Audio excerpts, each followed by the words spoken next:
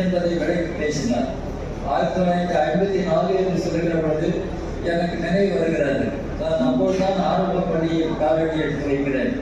காமராஜர் அன்றைக்கு இருந்த நேரம் அவர் முதலமைச்சர் ஆகிறார். காமராஜர் நாங்கள் சித்தாத்தூரில் திருவிளக்கு மின்விளக்கு இதெல்லாம் இல்லாத காலம் நிலா வெளிச்சத்தில் ஒரு அரச மரத்து அடியில் கிராமத்து மக்கள் எல்லாம் நாங்கள் கூடி இருக்கிறோம். என்னை போன்ற சின்ன பையன்கள் எல்லாம் அரைக்கால் சட்டையோடு நாங்கள் நின்று கொண்டிருக்கிறோம். காமராஜர் இறங்கி வந்தார். குழந்தைகளை தான் முதலில் பார்த்தார். நான் நின்று கொண்டிருந்தேன். உன்னுடைய பெயர் என்ன என்று கேட்டார். நான் என்னுடைய பெயரை சொன்னேன். என்ன படிக்கிறாய் என்று கேட்டார். நான் இப்பொழுதுதான் பள்ளிக்கூடத்திற்கு போகிறேன் என்று சொன்னேன்.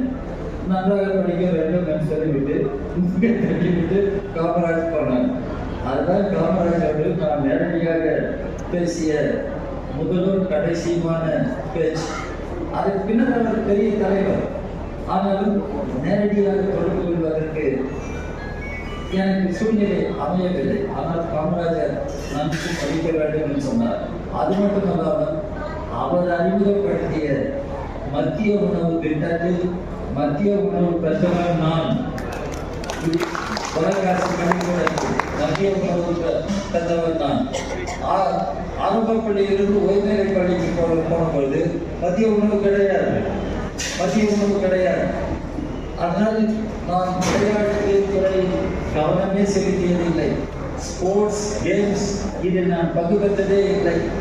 ஸ்போர்ட்ஸ் கேம்ஸ் என்று நான் கிரவுண்டிற்கு போகிற பொழுது என்னுடைய ஆசிரியர் சொல்லுவார், நீ சாப்பிடவில்லை, இந்த வெயிலில் நீ இருக்க வேண்டாம், ரீடிங் ரூம் ரீட் என்று சொல்லுவார். நான் அப்படியால் படிக்க தொடங்கினால் என்னுடைய வாசிப்பு விரிவானது வாசிப்பு